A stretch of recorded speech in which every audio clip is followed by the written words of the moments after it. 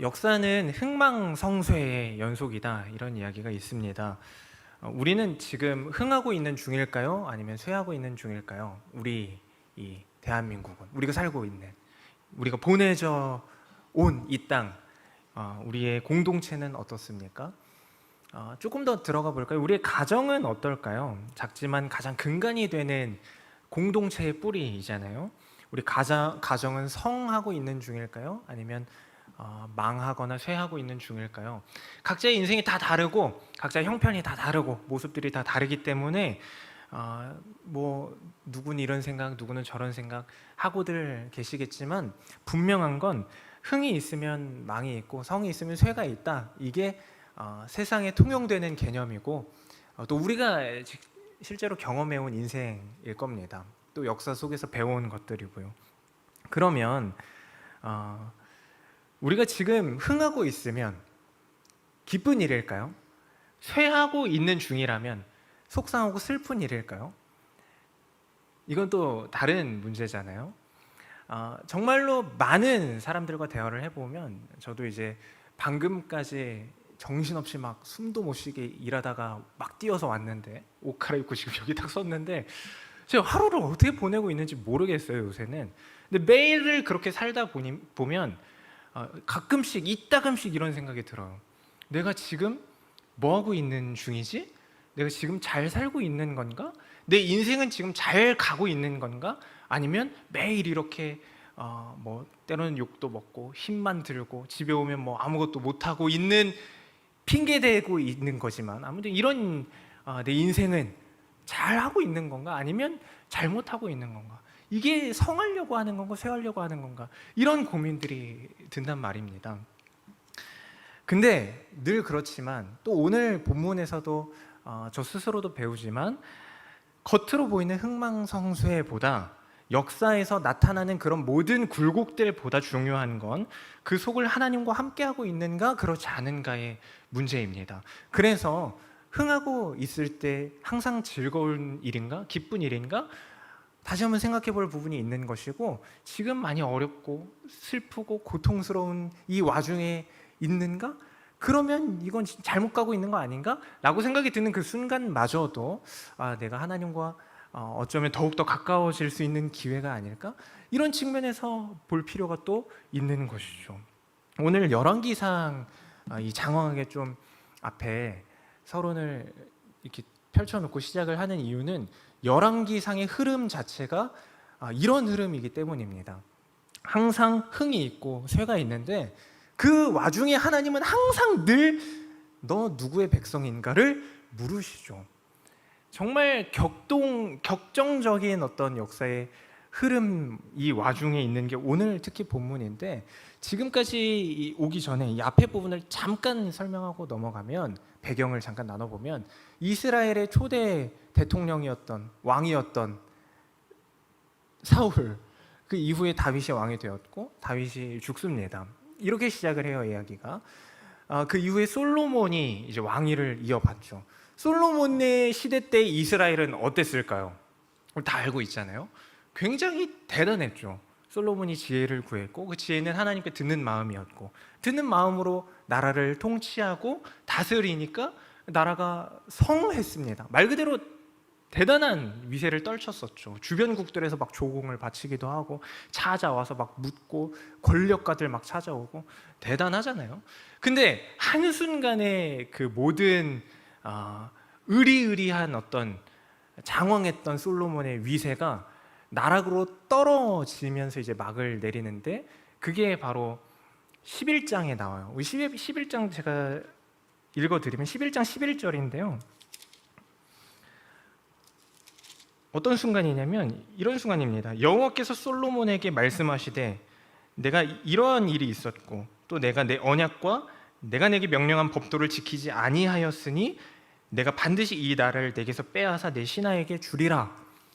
이렇게 말씀하시는 그 순간 완전히 나락으로 빠지게 됩니다. 이스라엘이라는 이 하나의 왕국이, 그렇죠, 솔로몬이 우상을 섬기기 시작했습니다. 하나님을 잃어버렸죠. 모든 걸 얻은 것처럼 보였는데 하나님 한 분을 잃어버렸습니다. 그 순간에 하나님의 말씀이 이렇게 있었고, 나라가 둘로 쪼개지기 시작합니다. 물론 솔로몬이 죽고 나서 그의 아들 르호보암이 왕이 되었는데 그때부터 이제 나라가 분열하기 시작했죠. 그래서 우리가 들어봤을 거예요. 북쪽 이스라엘, 남쪽 유다에 갈라졌죠. 북쪽 북한, 남쪽 남한 이런 것처럼 두 개의 분단 국가로 나뉘게 됩니다. 하나의 나라였는데 그리고 나서 수없이 많은 왕들이 바뀌어요. 특별히 아합, 오늘 본문에 나오는 아합 왕은 북이스라엘의 왕이거든요. 이 북이스라엘 왕이 200년의 왕조 동안 9번이나 왕이 바뀌거든요. 뒤에는 더 막 혼란스러운 시기가 따라오긴 하는데 그렇게 정말로 정신없는 나라가 됩니다. 그러다가 오늘 본문에 이르러서 베나닷이라는 사람이 쳐들어와요. 그 역사의 한 장면을 우리가 나누고자 하는 거예요. 20장의 시작은 이렇게 시작합니다. 1절인데요. 뒤에 한번 보여주시겠어요? 네, 이 아합 왕에게 초점을 맞춰보려고 하는데 아람의 베나닷 왕이 그의 군대를 다 모으니 왕 32명이 그와 함께 있었고 또 말과 병거들이 있더라. 이에 올라가서 사마리아를 에워싸고 그곳을 치며, 사마리아는 어느 장소냐면 북이스라엘의 수도거든요. 수도를 포위했다. 이거 엄청난 일입니다. 나라가 말 그대로 적의 수중에 떨어지는 거나 마찬가지인 거죠. 우리 역사에도 그런 그림이 있지 않습니까? 남한산성 병자호란 때 일이잖아요.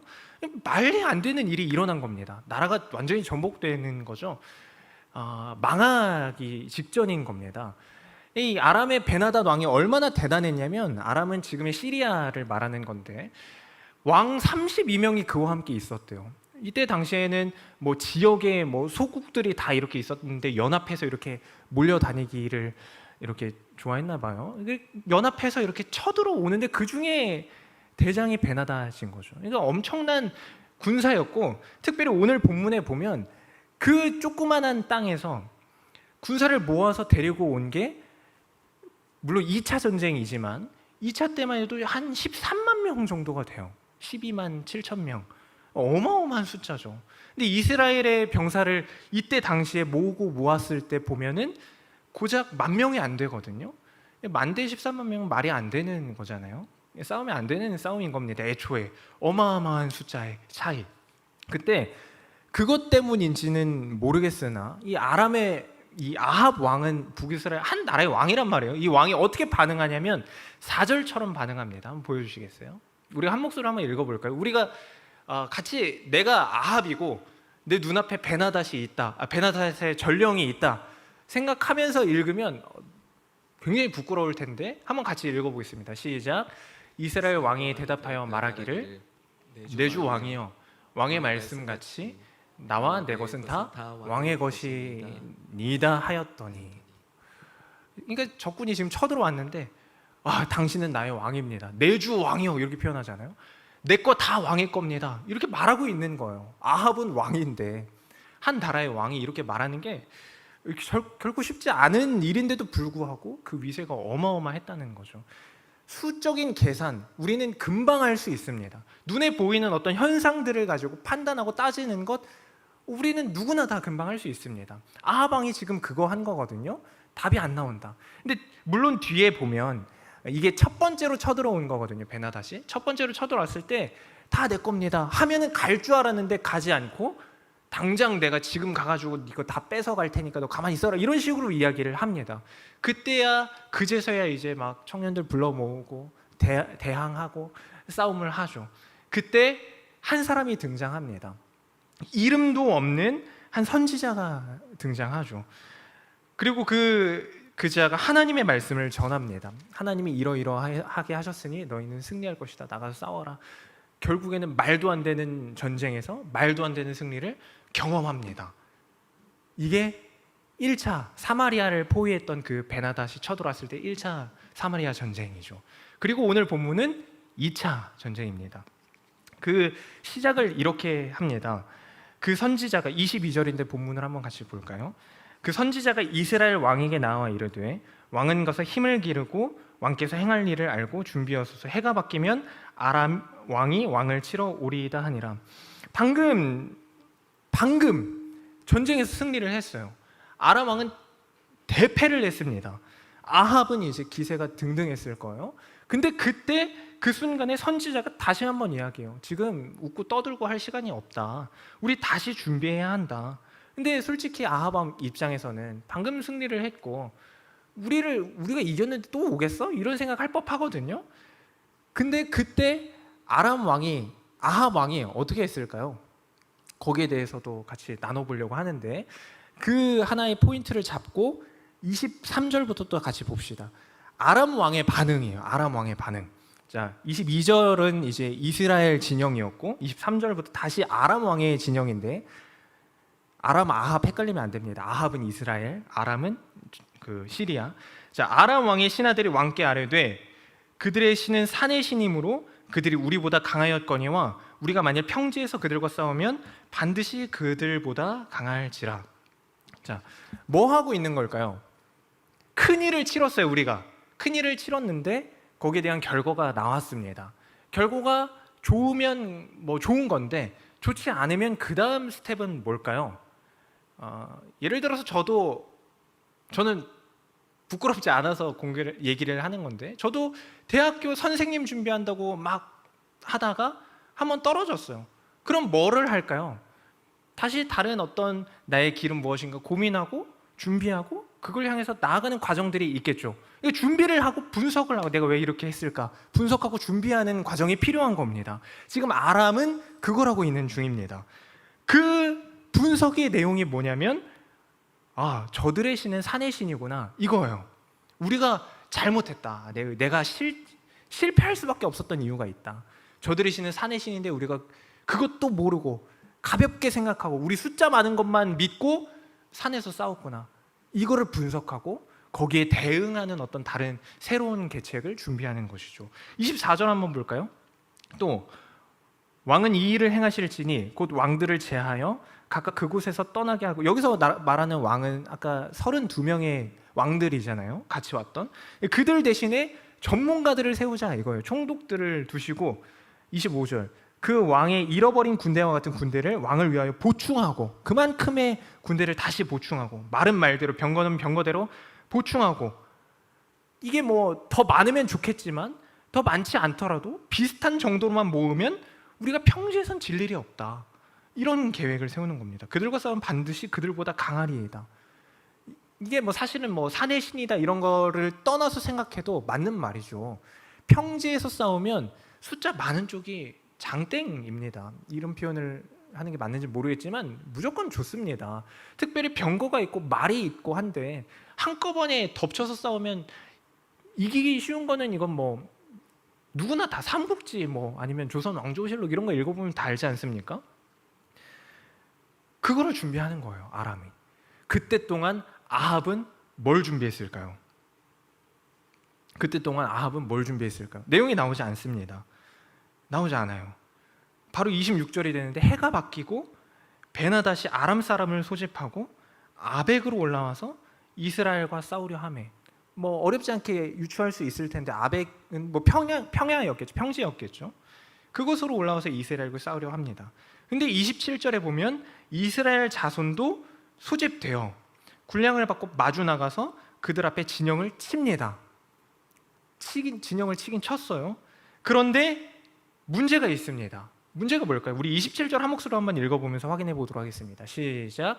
이스라엘 자손도 소집되어 군량을 받고 마주 나가서 그들 앞에 진영을 치니 이스라엘 자손은 두 무리의 적은 염소떼와 같고 아람 사람은 그 땅에 가득하였더라. 네, 두 적은 염소떼와 같은 군사였다는 게 문제입니다. 어마어마한 문제죠. 뭔가 분석해보고 자기들 나름대로 전략을 세웠을 때 우리가 산에 싸워서 이렇게 이겼을지도 몰라 뭐 이런 생각을 하지는 않았겠지만 그 이미 1차 전쟁 때 경험한 거잖아요. 이거는 우리 힘으로 이긴 게 아니라 하나님이 이기게 하신 거다. 1차 전쟁 때 경험해서 그렇게 믿는 사람들이 있었겠지만 그럼에도 불구하고 이제는 산지라는 어떤 지형의 유리함마저도 없네? 두 염소떼밖에 안 되는 진짜 초라한 모습밖에 안 되네? 우리가 그동안 준비하고 갈고 닦았던 것들은 상대방과 비교해 봤을 때 이거밖에 안 되는구나. 이게 바로 눈에 들어오지 않습니까? 우리는 이때 두 가지 선택을 합니다.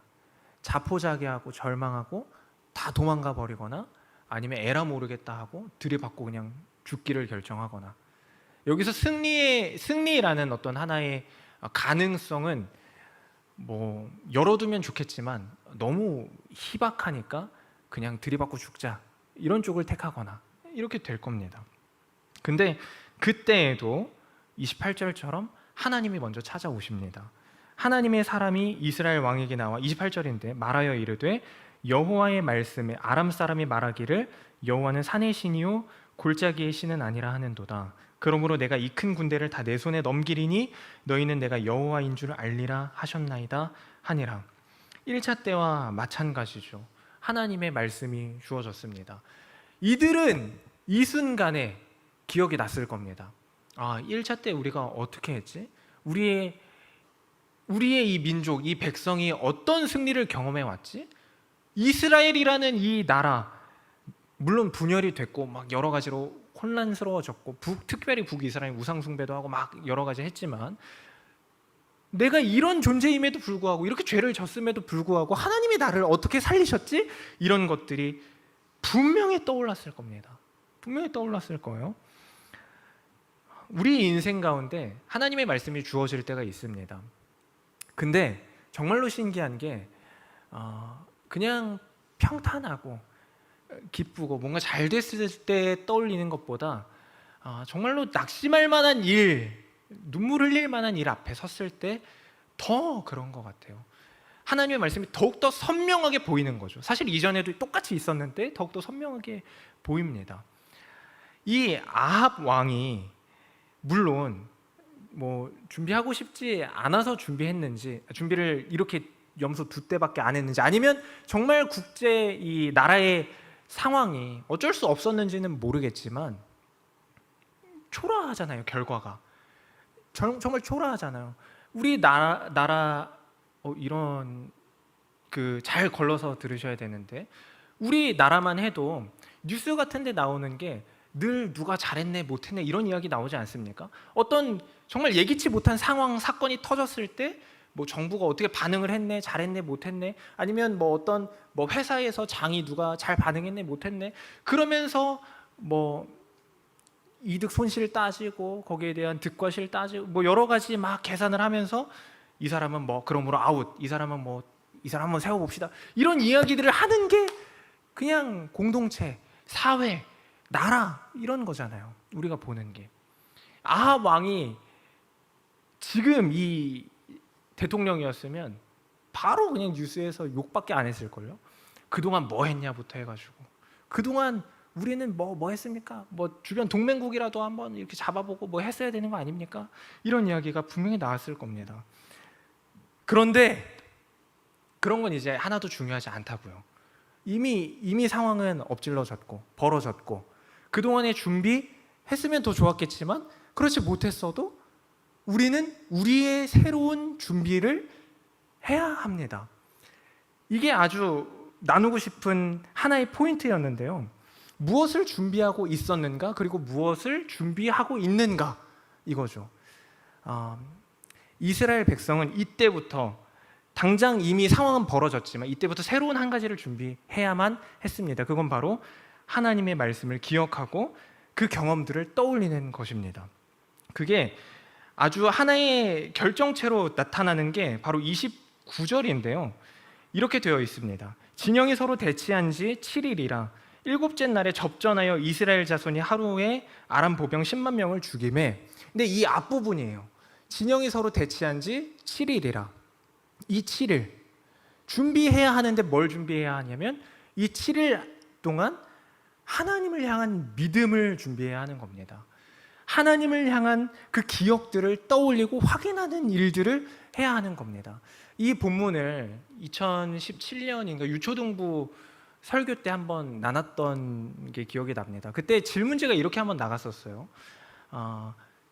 여러분의 7일 동안 여러분은 그 주어진 7일 동안 무엇을 준비하시겠습니까? 무슨 고민을 하고 무슨 행동을 하고 뭐 어떤 반응을 보이시겠습니까? 이런 질문을 했더라고요. 유초등부 아이들이 뭐라고 대답했는지 새삼 궁금해지는데 워낙 시간이 오래 지나서. 근데 우리는 어떻게 대답할 수 있을까요? 우리 앞에 이미 눈앞에 닥친 일에 대해서 반응, 거기에 대한 반응, 이것에 대한 질문이잖아요. 진영이 서로 대치한 지 7일이라. 이스라엘 백성들은 뭐 불침번도 쓰고 뭐 뜬 눈으로 물론 지샜겠죠. 여러 가지 고민들을 하고 한숨밖에 쉴 게 없다 생각하는 사람들도 분명히 있었겠지만 결과적으로 보면 하나님의 말씀대로 이루어질 것이라는 믿음을 가지고 전장에 나갔을 거라 예상해 볼 수 있습니다. 하나님이 말씀하신 그 말씀대로 이루어졌고요. 실제로도 우리는 주어진 상황 앞에서 여러 가지 잘잘못을 따지고 패인을 분석하고 엎어진 상황을 눈앞에 두고도 여러 가지 그냥 말 그대로 말싸움들로 우리 인생을 채울 때가 참 많습니다. 네가 잘못했네, 내가 잘못했네, 내가 잘했네, 이런 것들이죠. 이거에 대해서 지면 아니면 결과가 잘못되면 뭐 감독도 교체해보고 아니면 뭐 나에게 주어진 도구도 교체해보고 여러 가지 대처들도 해보려고 하지만 사실 그 대처들은 소잃고 외양간 고치는 중이라는 것을 스스로도 알면서 하는 어쩔 수 없는 행동일 때가 많습니다. 그러나 그리스도인들은 언제나 그렇지만 늘 실패하지 않는 준비, 실패하지 않는 대처를 할 수 있는 존재입니다. 그게 뭐냐면 바로 믿음이죠. 지금 계속해서 반복하고 이야기하고 있는 것이 바로 그것입니다. 우리가 믿음으로 살기를 결정하고 그렇게 순간순간을 반응하는 것은 결코 실패하지 않는 대처요, 준비요, 확인하는 과정일 겁니다. 왜 그런가 하면 설령 전쟁에서 패한다 하더라도 물론 하나님이 이기게 하신다고 하셨으니까 이길 것이긴 한데 이런 말씀들이 없이 내가 하나님의 백성으로 살고 있는데 결과에서 전쟁에 나가서 패배했다 하더라도 이미 그 모든 결과의 어떠함이 아니라 모든 과정 속에서 하나님과 함께함 그 자체가 그리스도인의 결과이기 때문입니다. 전투에 있어서 상식적으로 접근하는 아람 백성들과 그 아람 상식적으로 대처하고자 하는 아람 백성들에 맞서는 비상식적인 이스라엘 백성들의 이 설득력 없는 대응, 이 그림을 우리에게 보여주시는 이유는 하나님이 우리를 살게 하신다, 이거 하나 보여주려고 하시는 거예요. 맨 처음 서두에서 흥망성쇠를 이야기했습니다. 우리 인생에도 수많은 굴곡들이 있을 거예요. 지금 이 자리에 나와 있는 우리들의 마음 속에, 마음 깊숙한 속에 있는 상처가 있어서 나오신 분들도 있을 것이고 그렇지 않고 그냥 어려서부터 다니다 보니까 이렇게 됐어요라고 그냥 쉽사리 이야기하시는 분들도 있을지도 모릅니다. 그러나 한 가지 분명한 건 우린 지금 이 자리에서 하나님의 말씀을 듣고 있고 하나님의 말씀 앞에 내 귀를 기울이려고 하고 있다는 사실이죠. 그것 자체로 하나님이 나와 함께하고 계시다는 증거일 겁니다. 그렇다면 우리는 앞으로 있을 인생의 굴곡들, 앞으로 있을 어떤 어려움들, 이미 엎질러진 물들, 지금 오늘 엎질러진 물들 앞에서도 똑같이 반응할 수 있어야 됩니다. 자기들의 위세에 취해서 방심했다고 생각했던 이 아람 백성들은 결국에는 30절처럼 남은 자마저도 아벡으로 다 도망쳤는데 남은 자 27,000명마저도 이거는 이스라엘 백성들이 한 게 아니거든요. 남은 27,000명마저도 무너진 그 성읍 속에서 다 죽었습니다. 도망하여서 왕은 도망해서 성읍에 이르러서 어떤 골방 속에 그냥 숨어버리고 말죠. 세상은 이야기할 겁니다. 어떤 우연의 일치 아니냐? 아니면 어떤 결과를 이야기할 때 모든 분석이 다 맞아 떨어질 수는 없는 것 아니냐? 근데 우리는 이미 알고 있습니다. 그런 모든 분석들 물론 하면 좋고 뭐 할 수도 있겠지만 그 분석들이 우리를 살게 하는 것 아니다. 결과를 만들어내는 것 아니다. 바로 하나님을 향한 믿음이 우리 인생을 끌고 가는 것이다. 이 그림을 통해서 오늘 다시 한번 확인하시기를 바랍니다. 말씀을 정리하려고 합니다. 하나님의 은혜를 우리는 때로는 한갓 위기를 극복하기 위한 수단 정도로 간주하고 있는지도 모릅니다. 그래서 힘들 때 더욱더 하나님을 찾지만 기쁠 때 하나님을 찾지 않는 것일지도 모르죠. 그러나 이 죄 많은 아합 왕, 이 아합이 어떤 존재냐면 악한 왕 중에서도 더 악했다라고 표현될 만큼, 이 열왕기상 16장인가요? 거기 보면 더 악한 왕이라고 표현될 만큼 악한 왕이거든요. 우상 숭배의 끝판왕이라고 할 수 있는 그 이세벨과 혼인하여서 우상 숭배를 더 심하게 했던 왕이기도 합니다. 근데 이 아합 왕을 하나님이 계속 먼저 찾아가세요. 아합 왕이 지푸라기 잡는 심정으로 이 무명의 예언자, 이 선지자의 말을 들었던 것일지도 모르죠. 지푸라기 잡는 심정으로. 때로는 우리가 하는 것처럼 위기 앞에서 그냥 이 위기를 극복하기 위한 하나의 어떤 지푸라기 같은 것처럼. 그러나 하나님, 우리가 그 때로는 지푸라기라고 생각하고 넘겨버릴지도 모르는 그 하나님이 아합을 찾아가셨듯 우리도 찾아오시는데, 그 지푸라기가 아합을 살리셨고 이스라엘을 승리케 하셨고 우리도 역시 그렇게 하실 것이라는 사실을 기억해야 합니다. 우리에게도 아합과 마찬가지로 먼저 찾아오시고 말씀하시는 하나님을, 우리에게도 마찬가지로 먼저 찾아오시고 말씀하시는 하나님이 계십니다. 하나님의 방식은 비상식적으로 느껴질 때가 많습니다. 우리는 그런 일 앞에 서 있습니다. 전쟁을 앞둔 이스라엘 백성들이 준비해야 했던 그 한 가지 일, 확인했어야 하는 그 한 가지 일은 오늘 본문에 한정적이긴 하지만 1차 전쟁 때, 작게는 또 길게는 이스라엘 역사 속에서 일하셨던 하나님을 확인하는 것이고, 일하셨던 그 일하심을 돌아보는 것이었습니다. 그리고 믿음을 준비하는 것이었죠. 나는 어떤 존재인지, 하나님은 어떤 분이신지를 확인하고 믿는 것을 준비하는 겁니다. 이스라엘이 결국 전쟁에서 이겼으니까 뭐 염소 두 떼건 뭐건 간에 그들이 뭐 훈련도 하고 어쨌건 그 최소한의 준비라고 할지라도 잘한 거 아닌가? 그렇게 볼 수 없죠. 이게 본문이 우리에게 주는 메시지가 아니잖아요. 준비를 하긴 했는데 겨우 염소 두 떼 준비한 겁니다. 그렇게 보면 아합에게 있어서 군사를 모아봤는데 염소 두 떼밖에 안 됐다고 하는 건 은혜인 것처럼 보입니다.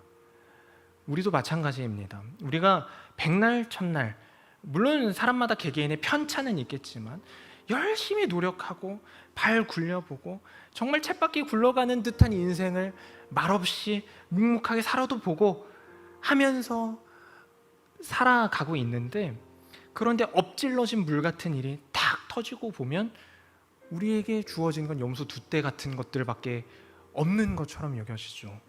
근데 그게 은혜라는 거예요.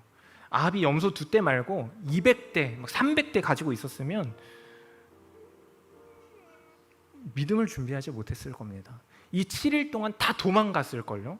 아합이 먼저 도망갔을 거예요. 7일의 기간이 있는데요. 배나 다시 안 쳐들어오고.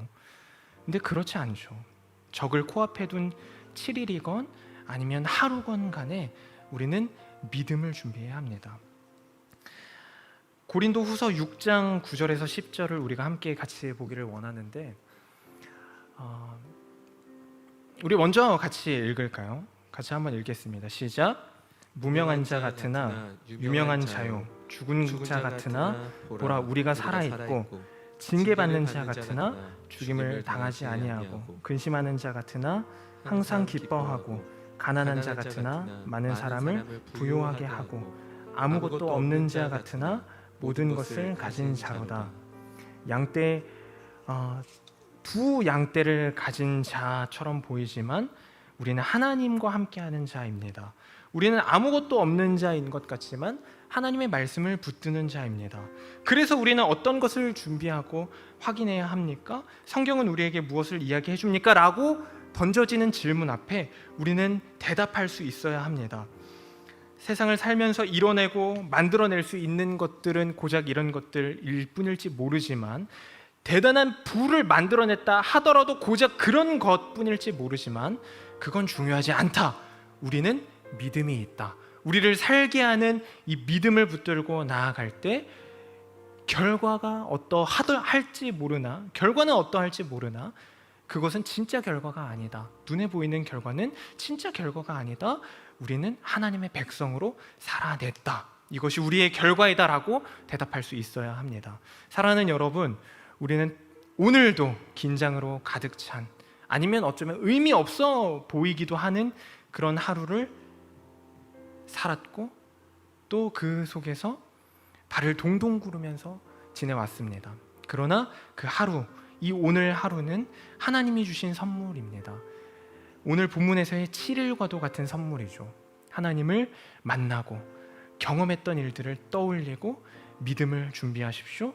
그 속에서 하나님이 나의 아버지 되심을 확인하고 믿음으로 반응하는 훈련을 하면서 그렇게 매일을 성도로 살아내는 우리 모두 되기를 소망합니다. 우리 이 시간에 같이 성도의 노래라는 찬양 같이 나누길 원하는데요. 앞서 같이 읽었던 고린도후서 6장 9절에서 10절의 그 말씀을 찬양으로 풀어낸 것입니다. 우리가 늘 주어진 상황 속에서 고백해야 하고 확인해야 하는 내용이죠. 우리 같이 고백하면서 다시 한번 믿음을 다잡고 확인하는 시간 갖도록 하겠습니다. 같이 찬양합니다. 환난 가난과 고난 수고로움 속에도 성도는 그 믿음을 지켰네.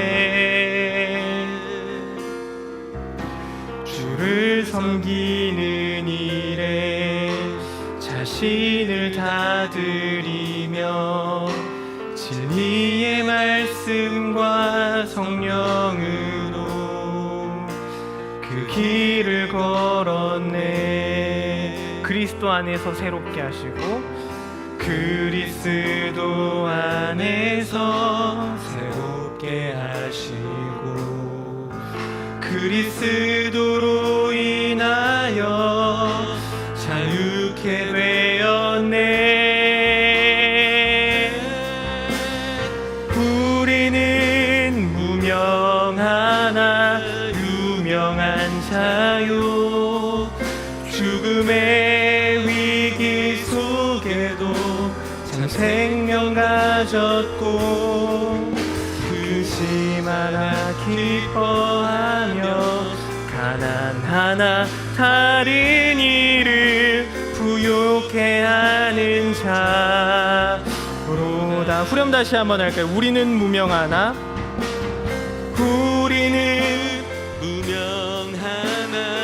유명한 자요 죽음의 위기 속에도 참 생명 가졌고 근심하나 기뻐하며 가난하나 다른 이를 부욕해 하는 자. 우리 후렴 다시 한번 고백합니다. 우리는 무명하나 유명한 자요. 우리는 무명하나 유명한 자요 죽음의 위기 속에도 참 생명 가졌고 근심할 일 앞에 서 있으나 그럼에도 불구하고 하나님이 우리 인생 가운데 행하신 일 때문에 기뻐하고 부욕해 하는 자로다.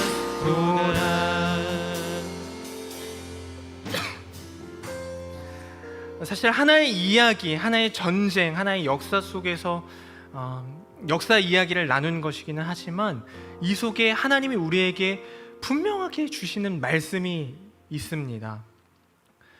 우리는 이미 주어진 상황, 아니면 앞으로 있을 어떤 일들, 아니면 오늘 쳇바퀴 굴러가듯 하는 오늘의 인생 가운데 어떤 인생을 살아내야 할까? 어떤 준비를 해야 할까? 어떤 것을 확인해야 할까?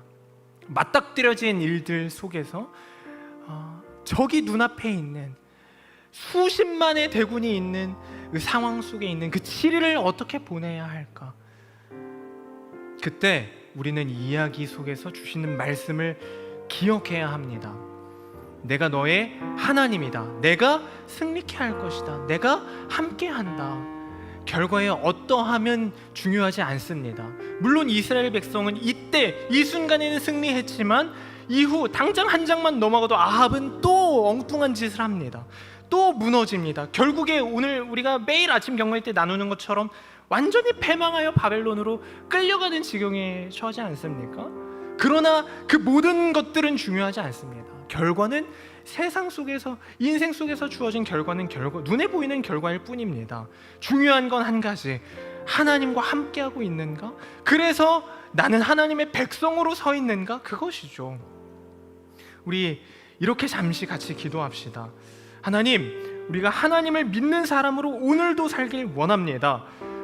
우리 주어진 이 하루가 진영이 대치한 7일일지도 모르고, 아니면 또 있을 전쟁을 준비해야 하는 그 나날일지도 모르고, 아니면 어쩌면 평화의 시기일지도 모르지만, 그러나 그 주어진 하루 속에서 하나님을 믿음으로 고백하고 확인하고 모든 상황들을 그렇게 믿음으로 결정하는 우리 되길 원합니다. 주님, 우리를 붙들어 주시옵소서, 확인케 하여 주시옵소서. 우리 이렇게 잠깐 한 1, 2분 정도 같이 기도하도록 하겠습니다. 기도합니다. 주님 감사합니다. 하나님, 우리는 매일매일 주어지는 상황 속에서 그저 이 순간을 어떻게 넘길지를 고민하면서 살고 있는 것입니다. 그러나 주님, 오늘 말씀을 통해서 본 것처럼 어떤 때에든지 아직 일어나지 않은 일 속에서 뭘 그런 걸 생각하느냐라고 말하고 넘어갈 수 있는 그 순간을 살고 있는 와중이든지, 아니면 당장 주어진 7일이든지 그 모든 과정들 속에서 하나님과 동행하는 우리를 수 있도록 붙들어 주시옵소서. 하나님, 이미 우리의 역사 속에서 행하셨고 우리를 이 자리에 부르셨음을 우리가 믿습니다. 우리 인생 속에서 일하신 주님을 다시 한번 기억하길 원합니다. 하나님, 매 순간을 그렇게 하길 원합니다. 매 일을 그렇게 살기를 원합니다. 우리가 연약하다고 핑계대지 않기를 원합니다. 하나님, 정말로 주님이 그곳을 바라볼 수 있기를 원합니다. 도망가지 않게 하시고 무너지고 절망하지 않게 하시고 하나님을 믿는 믿음 가지고 나아가게 하시고, 계란으로 바위 치는 것 같은 그 상황이라 할지라도 기꺼이 하나님의 백성이 되어서 그렇게 나아가는 우리 될 수 있도록 인도하여 주시옵소서. 살아계신 주님 감사합니다.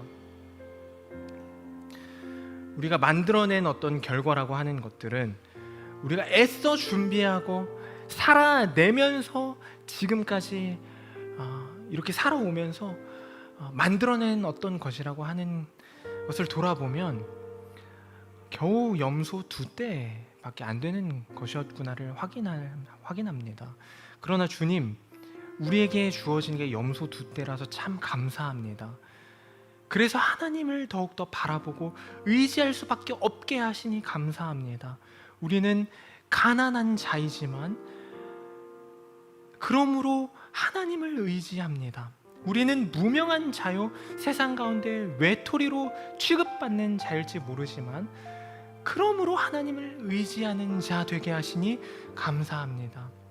하나님, 우리가 매일매일 속지 않게 하시고 무너지지 않게 하시고 하나님의 백성이구나를 확인하게 하여 주시고, 그렇게 믿음을 준비하게 하시고 믿음으로 반응하는 것을 훈련하게 하시고 기꺼이 모든 순간 하나님의 백성으로 살아낼 수 있도록 붙들어 주시고 인도하여 주시옵소서. 오늘도 이렇게 저뭅니다. 오늘을 살게 하신 주님, 우리 인생을 또한 붙드실 줄 믿습니다.